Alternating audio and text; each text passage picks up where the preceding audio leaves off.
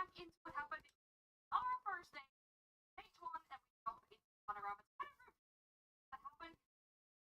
Starting with the monsters. Most one that really had an awakening, I guess, moving from college.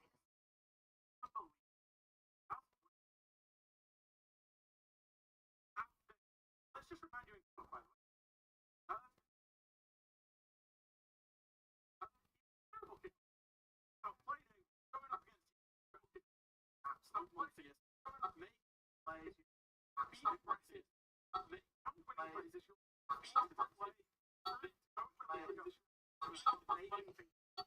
Okay, why is this not?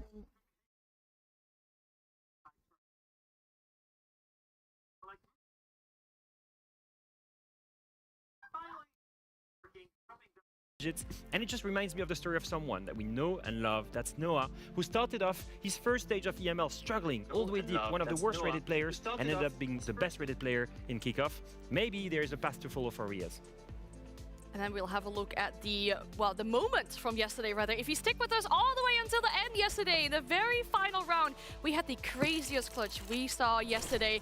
Round 14, Skopos, what a way to win a game. How did that happen? Look at this. Skopos waiting for it. The fake here. No reaction from the Twitch covering. Marto sticks it, kills the Twitch, flicks to the diffuser, and in that point, he's in a 1v1 Jack, and he's gonna win that with a sliver of HP. Oh my god, Marto, oh my god. And I just love it when the French turns to English, when there's just so much emotion. It's just like you. Yeah, every Tuesday.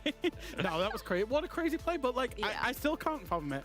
I don't know if it's a generational clutch or a generational blunder, but it was the best moment of yesterday by far. The fact that his teammates were red pinging both of the Falcons players on the Skopos. Solotov even turned and looked at it and then didn't.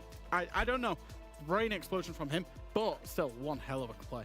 I assume he didn't expect that to happen, to get the Skopos ball back up behind him in that situation there. But we'll pull up the schedule to transfer into the must-see for today. The match that you need to keep your eyes peeled onto the screen for. There's a lot of good matches that we're going to pick on, but we picked one in particular. Yeah, the one in particular that I really, really am looking forward to today, and we've just shown them in the very last game. Rebels beat Falcons. It's Rebels up against Virtus Pro. The fact of the matter is, Rebels came out of the blocks yesterday with a massive, massive victory. They looked so good, so confident, so aggressive, a new mentality, a new Rebels. And then they're playing up against VP, who probably put in the best performance out of anybody yesterday. I think this game has banger potential. I think the reality is that Rebels were waiting to see if it was a fluke. Were they able to take down Falcons in a BO1 because they had many weeks of preparations to take them down? Or is there really a new Rebels coming up? And can they take down two of EML's That favorites? would be two big scalps. In the first week? That would be incredible. And yesterday was also the first day that we saw all of the changes that happened in Year 11 Season 2 in action inside the EML. There's a lot for us to review, particularly when we think about Dokkaebi, right? An operator that's received a bit of a rework, very strong. We even hear the players echo that opinion as well. But we saw lots of good things with Dokkaebi yesterday. Oh, absolutely. I think we started to see how could professional players really abuse it. And you can see here Denari being chased. You can hear the phone buzzing and him exploding. And it's been a consistent issue for these roamers, trying to face Dokkaebi, paired especially with a shield, with a solid snake, sometimes with a lion. And look at this, some ringing and boom, one tap. That's the beauty of it. If you put Dokkaebi in the hands of some of the best EML players, you're going to get some incredible stuff. Well, you think about it, the kit still has a DMR, plus a new gun if you want it. You get the SMG-12, you get EMPs, you get the Dokkaebi calls. Those Dokkaebi calls now do fire. You can spam them as well. And the explosion of the phone, you can deny information. It's so good. And then when you synergize it with a lion, you know, with a solid snake, with a Deimos as well, it becomes so strong. Look at this here, by the way. Call the clash, EMP the clash, push the clash, and because she's being called, actually, the phone call will explode, do damage, and then the fire does damage to her as well. So strong. Dokkaebi is almost a one-man army that when you then synergize with other operators, creates such a difficult proposition. Do you think, like, how many players can take a 1v1 on that clash of players? You know, like, that operator right now is so strong, and like we said, paired with a shield, paired with a solid snake, It is absolutely incredible. And what's crazy actually is we saw a lot of players yesterday from EML allow the phone to ring out, and they would rather take a HP hit than stop and answer the call just to get called again in a spam call setup. We also didn't see any Doc, we didn't see any Thunderbird or any Rook, any additional health operators on the defensive side. So barely any mute. Yeah, and barely any mute. Obviously, mute is no longer a direct counter. You can't just run into the jammer. You have to be in the jammer when you get called. So it's not a. It is a counter, but it's not a direct counter as well. We'll keep our eyes peeled for what will be action today. There's also some tweaks done to Gridlock, rather. And whilst these changes might appear small at first glance, they had a lot of effect yesterday. Yeah, they really did. So Gridlock track stingers, as you see, get thrown out now. If you're a defender and you have to shoot them, they are now 35 HP, which means you actually have to put a few bullets into them rather than just 1 HP. But the main effect is that when you walk over them as a defender, you now get that slowing effect that happens with a Frostmat, that happens with a Fawn as well. In this clip yesterday, you could see actually post-plant scenario, the two bros 1 versus 1 against the Monty, goes through the Fawn gadget, actually can't now push to the Monty because the Monty's got away because of the slowing effect, can't push back to the diffuser, easy kill. And the slowing effect for me is the most important thing, because before you could just tank, you know, going through these tracks and run through them. In theory, you're not taking that much more damage now, but the big thing is you're limping. So if you're trying to flank quickly, you can't do it. If you're trying to clutch, you can't do it either. And that makes Gridlock really more interesting now for Flank Watch. I think we should go sit on the couches and talk about our first game of the day. We have 5 of them in total, but our first match here at the second day of EML is Fnatic versus GK, 2 of your dark horses as you put them in the power ranking. We see that in their playstyle as well, but for Fnatic, yesterday was a bit of a bad day, right? Only won round 1. We kind of felt like they were playing too scared. Yeah, like you said, I think we're looking at 2 dark horses, and only one so far is proved to be one. That's GK, and that's not Fnatic. A single round 1. Jack, yesterday looking at them, I was just like, it seems that they're going back to the same mistakes that we saw from previous stages. A team that's frozen in the air and is not taking the right decisions. Yeah, when you look at the teams, you want them to be proactive. You want to see them taking the initiative. You actually want them to play to the strength of their strategies. I've got a clip from Fnatic on defense, and let's be fair, it's not going to be a great clip. They only won 1 round. It wasn't the round that they ended up winning. In the clip, what you'll see is that they actually set up on the gym bomb site, and they set up a big extension. They've got Skopos overplaying inside a garage. They've got Fawn, they've got Mira, they've got Tuberau as well. They want to, as is standard on Clubhouse, they want to defend across from the gym side, the garage side, all the way through over to gym. And they've got the perfect operators to do it. But what happens is when they played up against VP, one Dokkaebi call, and this was really smart by VP, another Dokkaebi section, stops the Skopos transferring to the other shell. Skopos is dealt with. That signals to Fnatic that this is going to be a full cross clear, and they go through their process. They tuber out, they mirror trick the breach, but when the second Dokkaebi call comes out, honestly, they play really scared. They don't play to the strengths of the setup, which is to fight VP over in cash, over in top red, inside of construction, inside of CCTV. Look at them, they're just running away. And when you do that and then take swings on a solo basis later on into the round, you get punished, especially when you're against VP. That's what was going wrong from Fnatic, because it didn't feel like they actually played that strat properly at all yesterday. What's impressive is from the round that you just seen, at 1 minute left in the round, Jacuzzi Breach was open, the shield was in office, one player was on the windows. I mean, the entirety of the map was in the control of Virtus Pro, and you give VP that amount of time. Exactly. If you give such a good team too much control, they will just take it. And that's the big thing Fnatic have to change for me today. It is not giving respect to the opposing team. It is trusting in themselves that they can beat them. And instead of trying to play the strat the right way, maybe sometimes just show a little bit of more confidence. Be more proud of yourself. And looking at this roster, I see the potential in Deepek, in Deadshot as well, in Citizen, to be this firepower that comes up with experience and with confidence. And I still don't see it in the game right now. Wizard, a player that you picked for your team as well to potentially win a major. I mean, there is potential on this roster what we're looking at. The same goes for GK, right? The potential is definitely there. Yesterday when they played against G2, they had that the 6-3 match point rather. And then they threw it away. Yeah, they did throw it away. But the fact that they got there, I think, is really, really encouraging from GK. I think the fact that they changed so many players, we really didn't know what we were going to see. Being honest, 3 player changes, really hard to call it before it happened. But they played the meta really well. They got themselves to a 6-3 lead. Yes, they will be disappointed they didn't get it over the line from there, but I was very encouraged, Leo. Yeah, I just felt like, the different imports was a big question in my head. You had a core of players that were brought on. You have a player from Brazil, a player from the US, and you're wondering, is it going to mesh well? And the big question for me was on Ask, because Ask was a player that, dropped the ball hard at kickoff. If you look at his statistic, Ask kickoff... He got the same amount of kills yesterday as he got in kickoff. Entirety of kickoff, 4 games. Entirety. He gets 13 kills. 33. And he just killed He's 13 30 times so players far. yesterday in his game. That just tells you of the impact of investing on a player with that experience. Yes, relocating to another region, and I know what it feels like. You're going to be disconnected from your parents, from your family, from your close ones. You're going to have to learn, sometimes a new language for us, who's been, speaking Portuguese the entire time when he was in Brazil. All of this stuff means that obviously kickoff, a couple of weeks, he didn't maybe have time to fully be integrated to the roster. Now, I think we are seeing the potential in that player, the investment in that player is paying off. All they need is a victory. Today, it's a weaker opponent, it's a direct rival, and it's important for them to take those points. It really will be. It's the best of one between these two. Points are really going to matter, especially if you look at the end with both these teams being placed inside that dark horse. I want to look at the map Vito as well, right? We saw maps yesterday. What are we kind of expecting or hoping to see maybe today?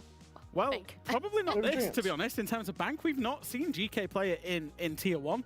We've really not seen them play often inside of Tier 2 either. And obviously, with a team that has 3 new recruits, we don't really know what their map pool is or what it's forming to be. What I will say from a Fnatic point of view, though, is we saw Fnatic play it multiple times. In fact, Fnatic as an organization over the last couple of years in EML really haven't got many wins. In kickoff, they got 2 wins on Bank specifically against, I think it was Shifters and Rebels that they played and won. So it's a map that the core of this team likes, but as we said, they also made 2 changes as well. So we don't quite know how this map lines up in both of these teams' map preferences right now. I like that they will benefit from having Smith, having added a player that is young, that has a good vision for the game, but most importantly, that can play the shields really well, which will be interesting to see on Bank. On their side, it's always a tricky one. They're picking completely blind because GK, like you said, we don't know where they're at. 3 new players, we don't know what their map pool is. And I'm just wondering, with all of this, surprise effect that they have, it's great at the beginning of the season, but throughout the matches, they're going to expose more and more of that playstyle, more and more of the strategies and more of their maps. And so right now is a critical moment, I will say it again, for these guys to take 3 points, to beat Fnatic, because Fnatic is supposed to be one of the weakest opponents they will face in EML. It's time to bring in our casters for today as well. For today's matches, we'll be joined by Ace and Des. We're welcoming guys to stage 1. I see you're doing a lot of stuff on social media, right? Talking about the games, talking about EML. Are we also excited and ready to cast over some EML games?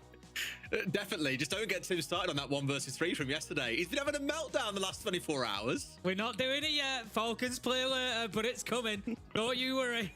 Exactly. It will definitely be coming. More hype moments expected today, but the first match is ready to go, so take it away. Thank you very much, the boys over on the desk. Indeed, Tim, it's our first play day. I can't wait to get into it. Our first play day is in, as yes, we had one yesterday as well, but it's our first time getting to cast. I'm really excited. GK, we spoke about on Sunday, and our podcast is being this worldwide team. They're a player short of being literally the worldwide organization. I think it's fair to say they impressed a few people yesterday. Yeah, I think they did. I'm still. The jury's still out. It's early. I'm having a little bit reserved with it. I'm not getting carried away. I'll say what I said in our conversation the other day, and that was GK have got G2 on the first day. There could be an upset there because who knows what to expect. Are we going to have Brazilian mentality? Are we going to have NA mentality? Are we going to have European? Who knows? And I think that's what we saw a little bit of. G2 were kind of like, oh, right, how do we deal with this? I think they played very well as well. Don't get me wrong. They were definitely worth the rounds that they won. I think Fnatic are going to struggle against them today, if I'm honest. My concern for GK, I'm not trying to sound negative already, it's game 2. I think they could have a very good stage, easily mid-table, fighting for that top 4, possibly. Who knows? We'll see. It's early days yet. But my concern would be for them, if it was like one thing to say be cautious about as a GK fan, that would be that they kind of get found out a little bit as the stage goes on. Like I said, we didn't really know what to expect, but every play day that goes by, teams are going to get more familiar with them. What are they doing? How are they playing? How's it working? And that's then when the question mark gets asked for GK. Maybe they stand up to that test and they still keep smashing through it. I don't know. We'll see. But a lot of fun to watch. A lot of fun to watch. Who's your prediction for this game, Tim? I'm curious. GK. Right, sorry, I tried to say it as fast as I could. It only took you about 2 minutes to say it. It's all right. GK. Well, I'm with you. I'm with you as well. I've been burnt too many times by Fnatic. He said that the other day as well. Yeah. I was talking to Sathas, the coach of Fnatic yesterday. He was saying, look, we had all the right prep, everything was there. Just, I think they got a little bit... Stage fright sounds like a weird thing to say because they're playing online, but it's your first official. They came up against a very good Virtus Pro yesterday, and I think that's definitely going to rattle you a little bit. Paul Smith, I remember thinking, man, when he was playing Clash on main stairs, and I think it was Pasha who was vaulting over the main stairs balcony, I was like, bloody hell, the dude is getting drove by here. It was ridiculous, and it was just a very, very difficult first day. I do think they'll play better today, but I think GK might be the team to come away with it. And Tim, we've had that ban come on through. It was banned away twice yesterday. That Dockerby and the Snake, two of our Intel operators being taken away, but it does leave up some of the usual suspects that we used to see in banned away, namely on this map, I'd say, looking in towards Shields and in towards double hard reach being available. Well, you know me. I want every team to do as well as possible, Fnatic included. Like I say, I've been burnt a few too many times, but I would love to see this org and this team do well. I don't know how much I buy into, yeah, everybody can get nervous in games, but you've got Deadshot, you've got Deepet, you've got Citizen, these people have played a lot of Tier 1 Siege, so... jury's out for me. Let's see how they do today. Hopefully, like you say, it is better, and hopefully it starts clicking for them. But we kick things off. We are on bank, going to be down in server, and we have got a clearance cut. Nerves, I don't know. Deadshot gets taken down. Yoga has closed him out. 5 versus 4. It was the point is, Des, he's giving himself away far too easily there. He has a little bit, yeah, just a little bit. But then equally, they were trying to hold aggressively on this roam upstairs, right? And fair play to GK. They've committed a lot of resource to get this top floor taken over. They've had 4 of the 5 players were up on this top floor looking to work their way over. Now, is it a good thing the Deadshot's dead? No. Is it a good thing we're halfway through the round and they've only just managed to get control of the top floor? Yeah. The next problem really comes in how fast they can get control of the ground floor, Tim. And that's certainly a good way to start things out, at least. And Fnatic, 2 kills coming their way. Citizen was starting out with the opener there. And now it feels like a fantastic time to drop back in towards site and play behind all of that utility. Yeah, much better response coming out from Fnatic there, fighting their way back into the round. They do know that they've got one cornered here. They're going to see the shots come in. That was beautiful teamwork there. Yoga managing to pick up Smith, level things out at 3 versus 3, but time is going to become the big factor here for GK. They do still have Monte, which is a big bonus for them. They're going to be able to use him to go in and create a little bit of space inside a server, inside of that plant spot. For example, Wizard here, trying to play it aggressively. He's going to have to dip away. He has that shield. He's gone. No surprise. 30 seconds left to go, but it is doable for GK. I don't think it is, because look at what Deepet's got. Timmy's got all 3 smokes available, and one comes straight into the face of the Monty. At about 26 seconds, it was pulled off. If he rotates through these, he should be absolutely fine. Maybe they can get a tiny little sliver an angle here with which to make it work, but it feels a little bit difficult. My head turns towards that C4 that was in Smith's back pocket, the one who died in open. They're going to try and force it, though. Tim Ask going dangerously low here as one more smoke comes out. It will force the back outside of sight as we've got about 5 seconds to go. This one feels like it might be done, but Ask, he's going to try and Hail Mary it one last time. Yog goes down, and there is simply no time to find the placement for that diffuser to go down. Fnatic take round 1. Yeah, good time wasting there. Good time wasting. Created a situation, like you say, where those smokes could come in. I'd like to have seen there. I think, the answer for GK is they spent 30 seconds floating around that default plant spot. We've seen this so many times, especially when the Tachanka's on side. You've got to get in deeper. You've got to, make a commitment and say we're going somewhere, whether that be for kills, whether that be for planting bomb chassis. You've got to make a move. You've got to find alternative space, and GK didn't do that there. Fnatic able to take